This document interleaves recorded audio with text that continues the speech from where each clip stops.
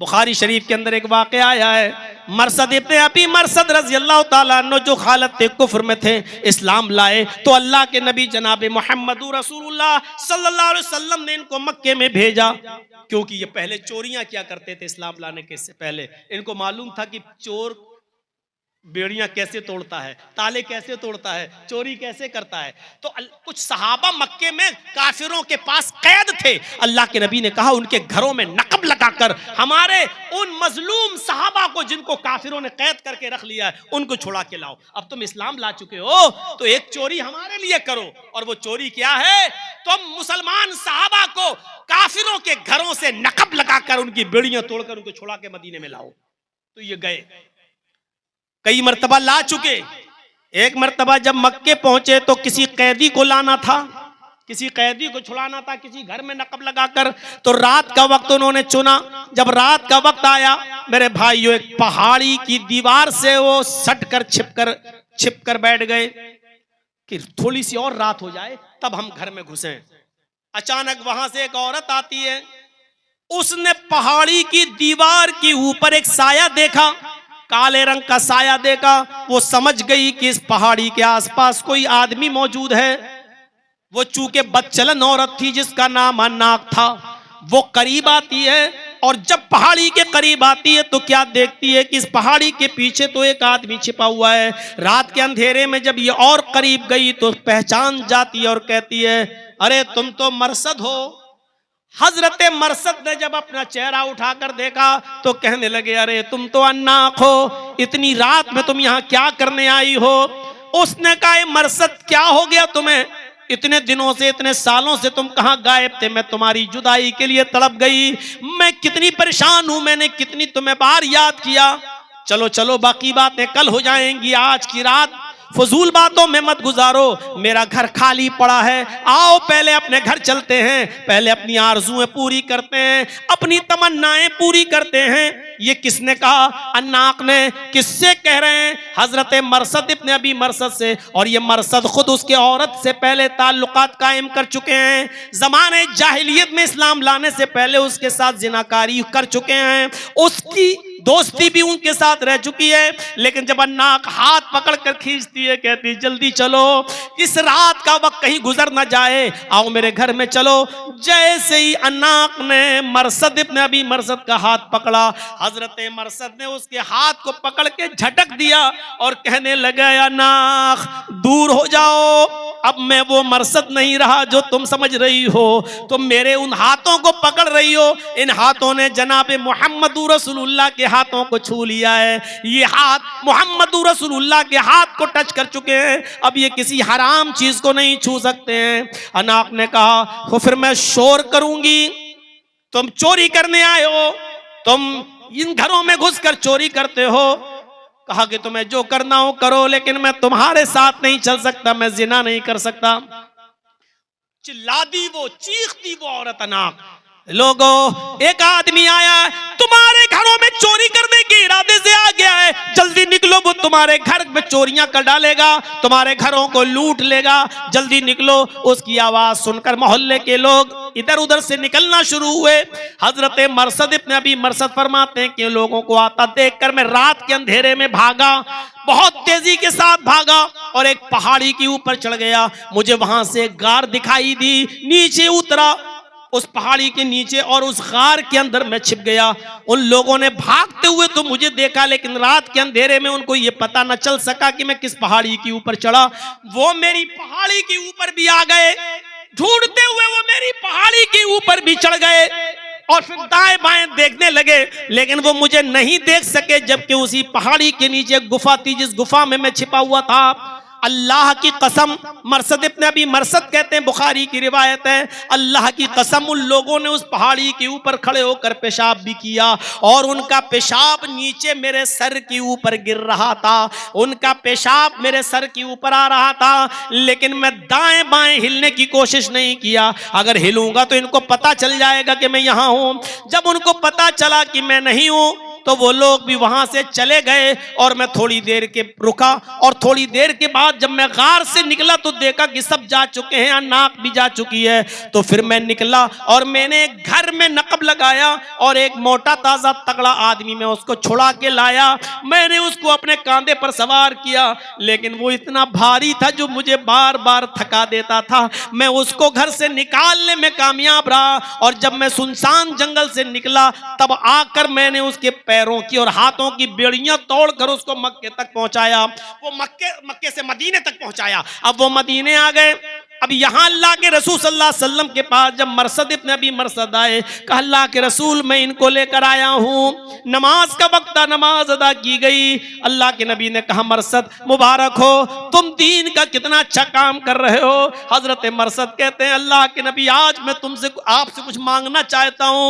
अल्लाह के नबी ने कहा मरसद मेरे पास देने के लिए क्या है, बताओ तुम क्या मांगना चाहते हो। हजरत मरसद कहते हैं अय अल्लाह के रसूल ऐसा ऐसा मामला है, मैं उस जंगल में गया, मेरे पास एक औरत आई, वो मेरी दोस्त रह चुकी है, उसके साथ जमाने जाहिलियत में मेरे ताल्लुकात भी कायम हो चुके हैं, उससे मुझे मोहब्बत है और उसको मुझसे भी मोहब्बत है, बेइंतहा मोहब्बत है। मैं चाहता हूं कि उस अन्नाक से मैं निकाह कर लूं, अगर आपकी इजाजत हो तो क्या मैं उस औरत से अन्नाक से निकाह कर सकता हूं।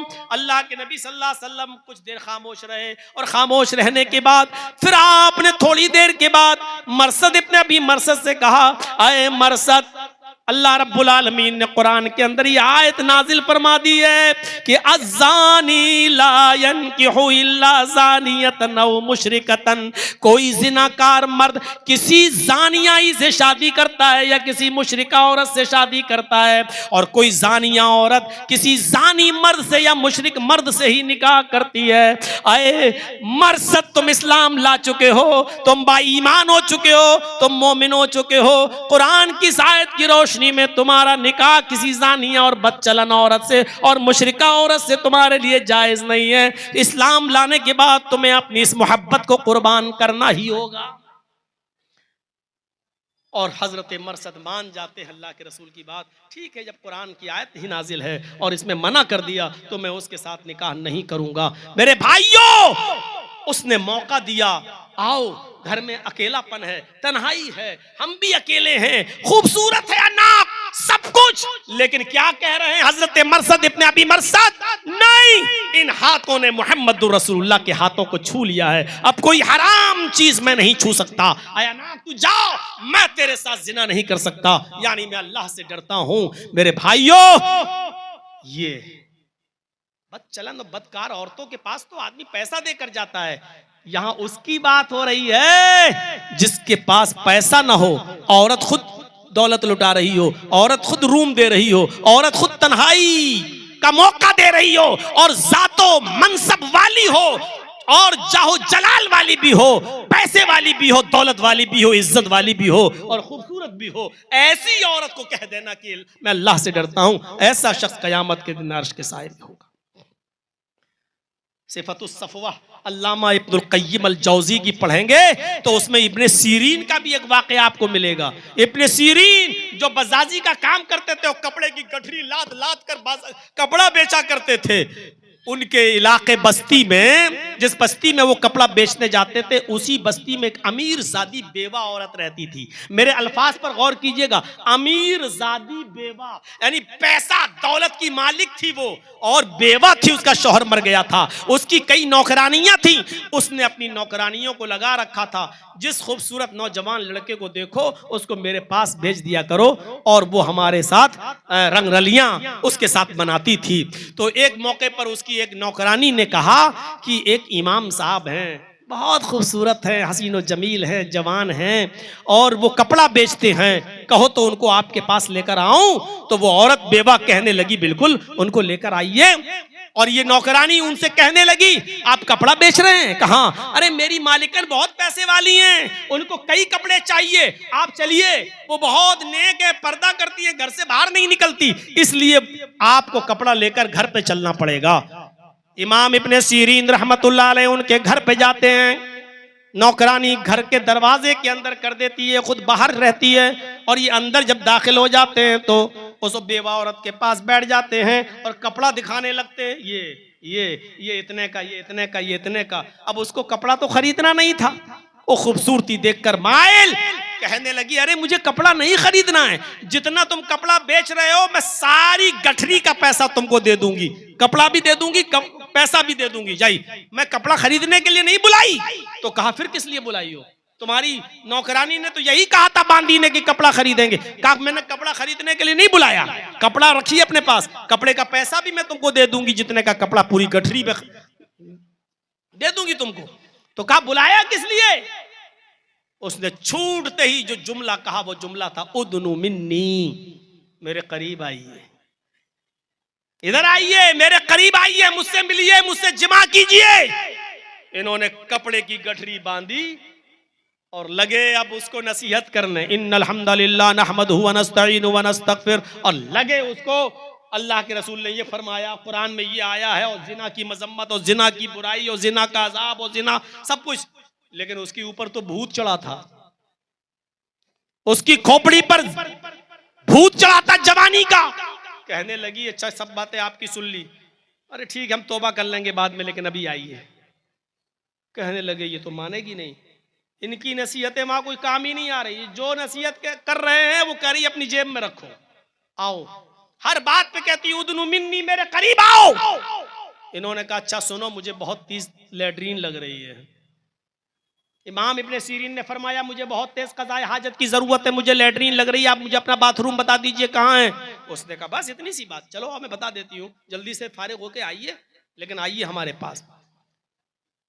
इनको बाथरूम में ये चले गए। अब ये देखते रहे कि बाथरूम में कितने देर बंद रहेंगे।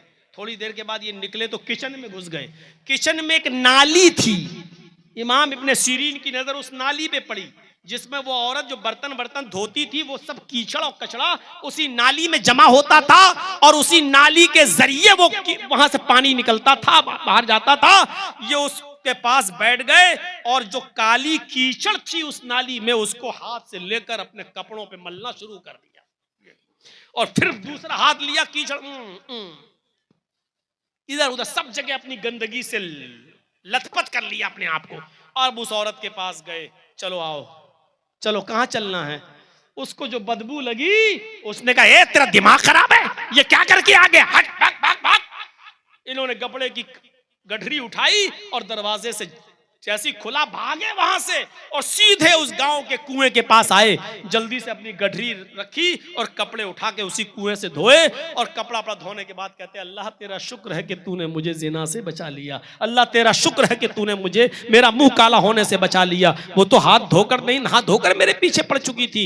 आए अल्लाह तेरा रहमो करम रहा, और तूने मेरे दिमाग में ये तरकीब डाल दी और इस तरकीब से मैं बच गया। मेरे भाइयों, इस तरीके से लोग इस जिनाकारी से बचते थे, वरना औरतें तो पूरा मौका देती थी। आओ, हजरत यूसुफ अलैहिस्सलातु वस्सलाम के पास क्या मौका नहीं था?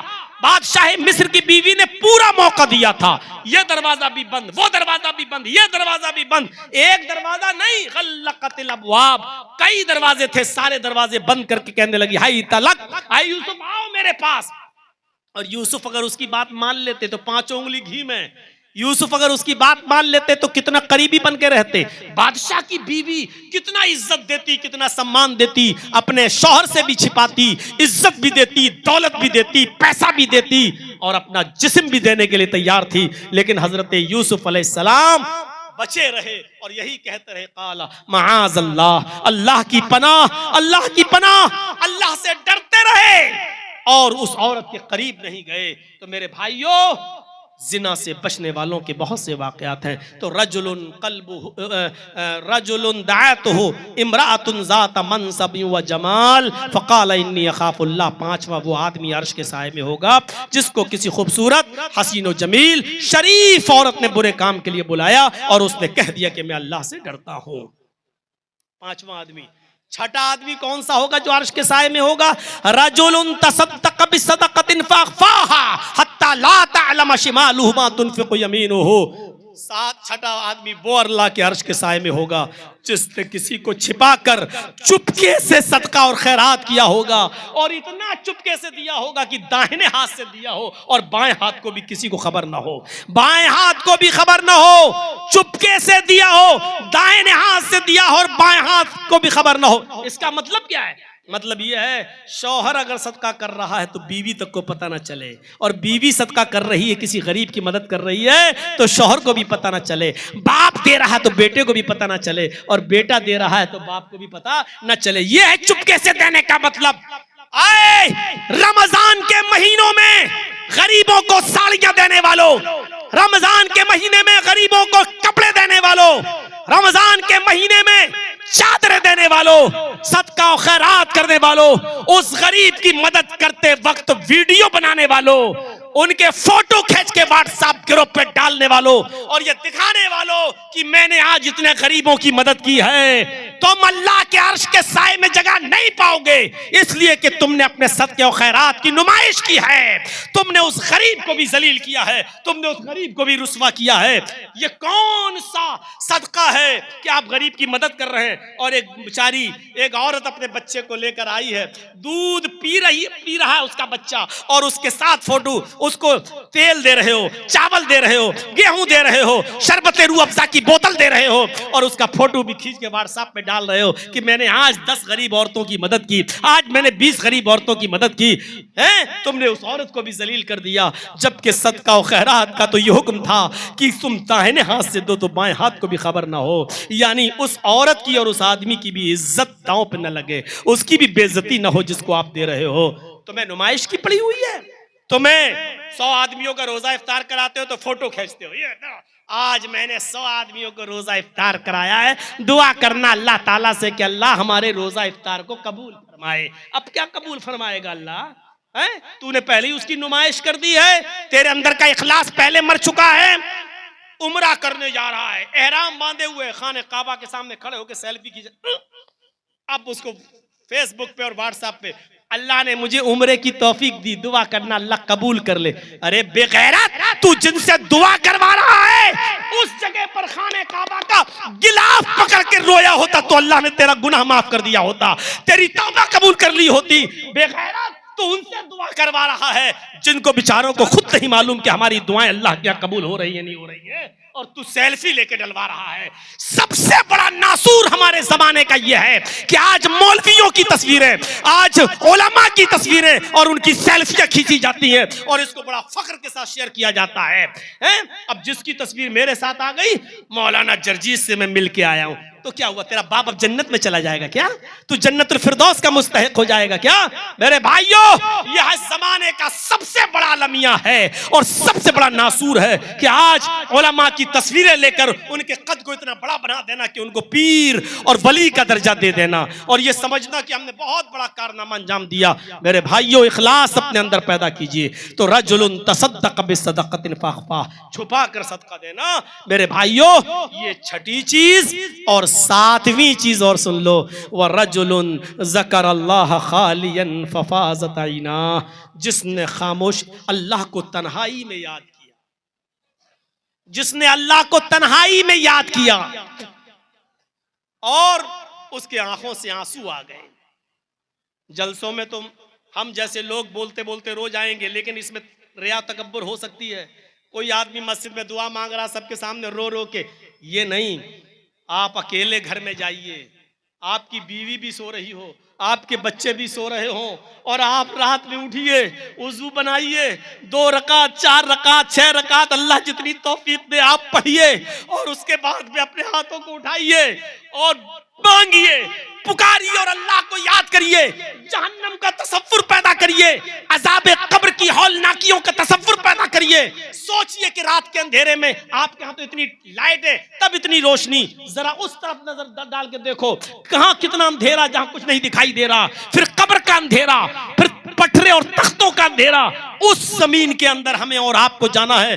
अजाब कब्र का तसव्वुर हम करें, कब्र के अजाब का तसव्वुर और जहन्नम के अजाब का तसव्वुर, और अल्लाह के डर से इस मौके पर जो आंसू हमारी आंख से आएंगे उसमें दिखावा नहीं होगा, उसमें रिया नमूद नहीं होगी, क्योंकि आपकी बीवी को भी पता नहीं है, आपके बच्चों को भी पता नहीं है। अब आपके आंखों से जो आंसू आ रहे हैं वो हकीकत के आंसू हैं, वो वाकई अल्लाह के से डर के आंसू हैं।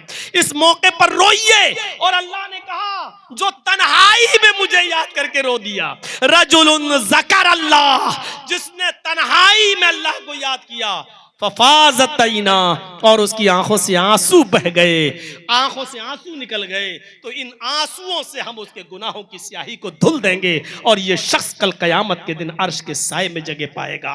तो अल्लाह को तन्हाई में याद करो, अल्लाह को अकेले में याद करो, अल्लाह को अकेले में पुकारो और उससे जहन्नम के अजाब से पनाह मांगो। जितने भी बड़े बड़े सहाबा गुजरे उन्होंने रात की तन्हाइयों में खिदमत खल्क की। हजरत उमर रात के अंधेरे में देखते थे कोई भूखा तो नहीं है, और जो भूखा होता था उसको पहुंचाते थे, हैं? और फिर दरबार खिलाफत में आकर तहज्जुद की नमाज पढ़ते थे और कहते थे रब्बना सिर्फ अन्ना अजाब जहन्नम इन्ना अजाबहा काना गरामा, ऐ अल्लाह जहन्नम का अजाब हमसे हटा ले, यकीनन तेरा अजाब बहुत ही ज्यादा सख्त और चिपटने वाला है। ये अल्लाह के अजाब से रोया करते थे। खुद अल्लाह के नबी सल्लल्लाहु अलैहि वसल्लम तन्हाइयों में अल्लाह के अजाब को सोच सोच कर रोते थे। हजरत आयशा फरमाती हैं कभी मैं सजदे की जगह पर हाथ मारती थी तो आंसुओं की वजह से सजदे की जमीन तर हो जाया करती थी, भीग जाया करती थी, इतना अल्लाह के रसूल सल्लल्लाहु अलैहि वसल्लम रोया करते थे। तो ये तन्हाई में रोने की आदत डालिए।